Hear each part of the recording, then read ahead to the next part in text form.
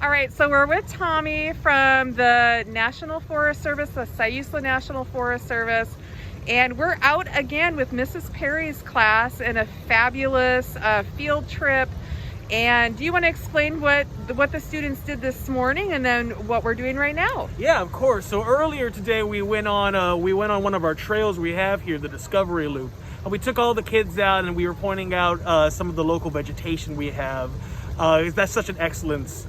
It could be a little bit more challenging if you're not used to hiking, but if you take it nice and slow, it's a real nice way to kind of take in all the forest to the sea connection that we have here at Cape Perpetua. Right now they're out at the tide pools, which is my favorite thing about the Oregon coast, is coming to the Cape Perpetua and coming out to these tide pools and trying to find any kind of little critters that live on this rocky intertidal zone.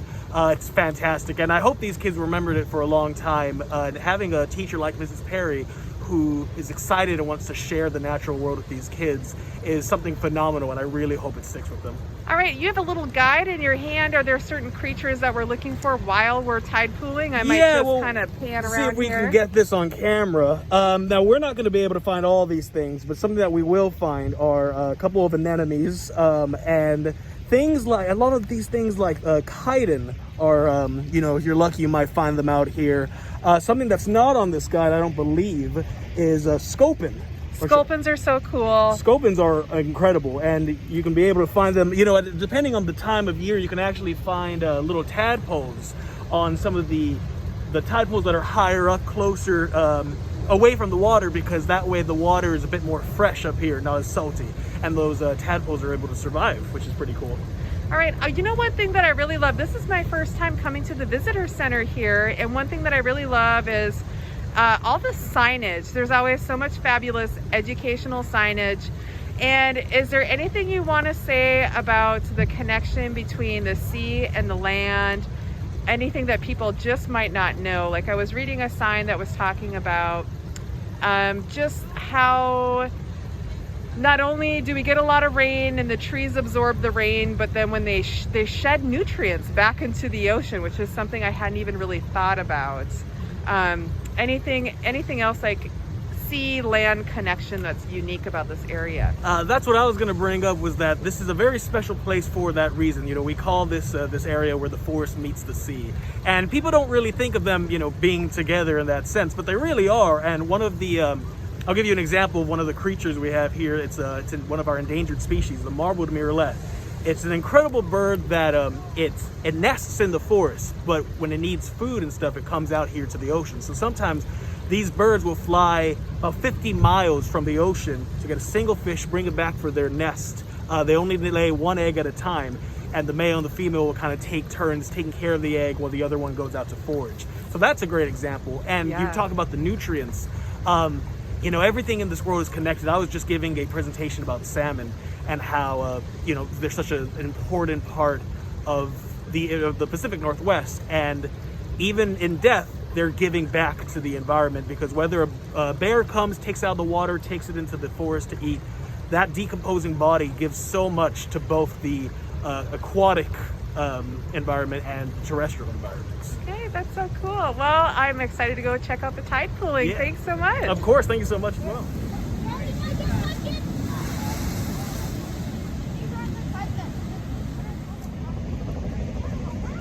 Green anemone over here, and what happens is whenever they get disturbed, or if there's too much things in the water that they're not enjoying, they'll actually curl up like that one and try to close themselves off, which is so beautiful. Really cool. I love looking at them. Are they always just green, or they come in different colors? Yeah, they come in different colors. It just depends. So this is a green anemone, but there are different ones. We have it on the guide here. So this one, the scarlet anemone, obviously looks a bit more red, and then the aggregate anemone is purple, which is my favorite color. Here we go. So we found some sea urchins. We found some sea urchins over here, the purple fellers. And what's really interesting about these guys is that out in the ocean, we have these huge kelp forests, and they can just tear up the kelp forest. So sea otters are really important to keep the number of these guys down, because sea otters go munching on the sea urchins. That's one of their favorite things to do. Go bring it up, get on their back, turn it around, because on the bottom of these sea urchins is actually where you're supposed to go to actually get your food. It's a lot easier for them, as opposed to there are certain fish that feed on them. And because fish don't have anything that they can really use to flip them over, they'll kind of bite it and just flip it around until, and it takes a lot of times until it finally lands just right. So that's a real interesting thing about these sea urchins. They're cool to look at, but oh, they can tear up places. Yes, thank you. You know, once you get right out here, you see all the mussels. You're just, as far as the eye can see, the rocks are all mussels. I'm just noticing they're just that. covered in mussels. And then, as well as mussels, the other thing we'll find sticking around are barnacles, and these are gooseneck barnacles. Okay. Talking about, whoa! Yeah, never turn your back on the sea, friends. Ah! So we're right behind you is Thor's Well. Do you want to say something about that? Thor's Well is one of our very popular sites. People, like, that's the thing when visitors come, they're like, where's Thor's Well? And it's that direction. And it's real interesting because it's, I might get upset some people by saying it like this, but it's kind of like a geyser in the sense that it fills with water and then eventually you can see it all kind of spurt out. It's just, it's phenomenal to look at. It's definitely a tourist attraction, and you all have a really great trail and overlook. Yes, the park does there. We have a great overlook that you're able to kind of come, and if you don't want to, because sometimes the tide pools are wonderful, but because they're so difficult, it's such difficult accessibility. terrain, Yeah, accessibility is a big problem. Luckily, though, you can see Thor's Well from some of our upper viewing platforms. You can just, experience the magic of it. Awesome. All right, we're here with Ava again, and what are we looking at? So right here, there's a really old turpin snail. They can get up to 80 years old, I think, and then you can tell about how old they are by how much white's on their shell.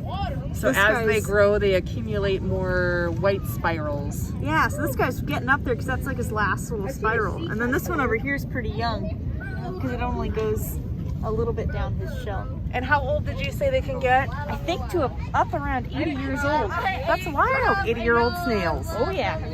Take a look at this one. Let's go over here and move that grass and see if there's anything hiding under it. Nope. Okay, it wasn't that grippy compared to... Let's try this one. Oh, well. Oh, you can see it closing in. This one's... What does it feel like? Take a sticker all wrapped around you. Ah! You really don't want to go whoop. That damages it. Yeah? Fun. All right, so now I'm going to try to touch one. Ooh! Eee. It's kind of sticky and it pulls inwards. And they kind of close up. Oh, look at this one. This one's really bright. That one is beautiful. Look at this wild cold. Fun. Right, Ava? That's where those shells are going. So it's not very much open rock. But the open rock is because the sea stars have been there eating what was there. Oh, there's another one. There's a couple big sea stars in this area. There's 2 right there, and then there's 2 on this side too. Yeah, there's one. Right there. Enemy. Go. It's not like climate. Bunch of sea anemones. Right, you can catch sea stars hanging on the edge of the rocks. There's a little orange one right there.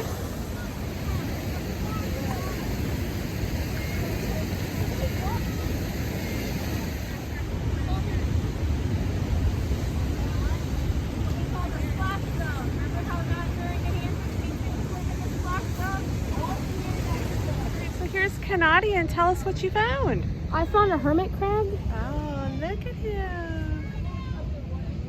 Did you just find him on a rock or in the water? Oh, on a rock.